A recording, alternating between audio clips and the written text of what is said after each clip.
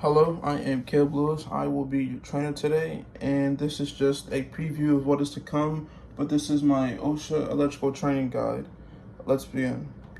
This training is mainly intended for associates who face the risk for electrical shock during the workplace or are working around any electrical hazards that may be in your area.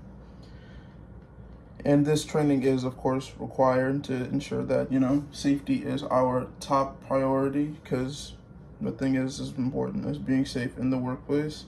And the stated training practices will be through section 1910.331 throughout 1910.335 related to everyone's personal job assignment, which basically means depending on what your job is and where you are currently stated, you will receive different training depending on the type of electrical equipment that is in that specified area.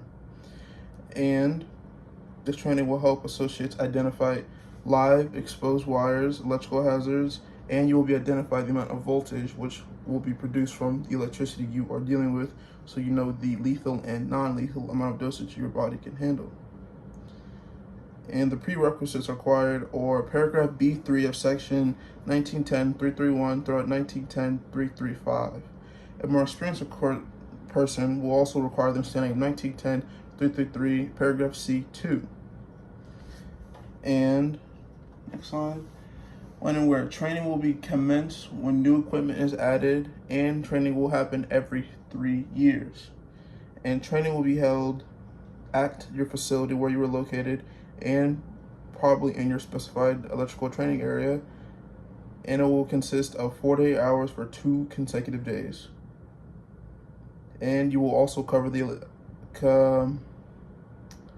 connection of grounding in electrical equipment and the use of misuse of extension cords. And you will also be required to maintain the proper PPE equipment during training so you maximize safety potential, because safety is, once again, our top priority. Training will be delivered by my PowerPoint presentation, but you will also have another section with actual training officials, and I will be assisted by 2 training employees so we may help everybody in the classroom.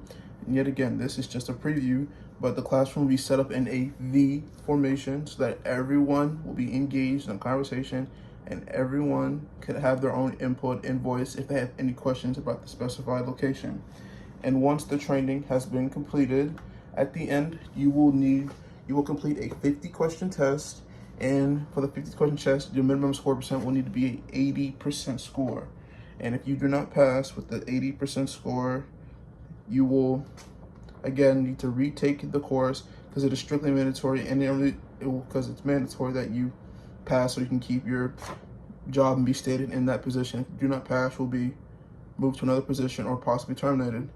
And another thing to note, attendance is strictly mandatory.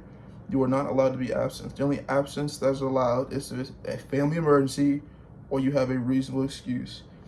Nothing else will be tolerated, and we will need a good reason for you not to be there for your electrical training. Another thing to note in the training, participants will, of course, after the presentation and the demonstration, will undergo hands-on physical training, which will also be a part of your 50-question test. So you need to pass a 50-question test with an 80% and do hands-on field training at your current workplace so that we can determine if you are fitted or unfitted for your current position. Anyone who fails a hands-on assessment will, of course, need to retrain again. I am Caleb Lewis, your trainer, and this is just a preview yet again. But thank you for your time.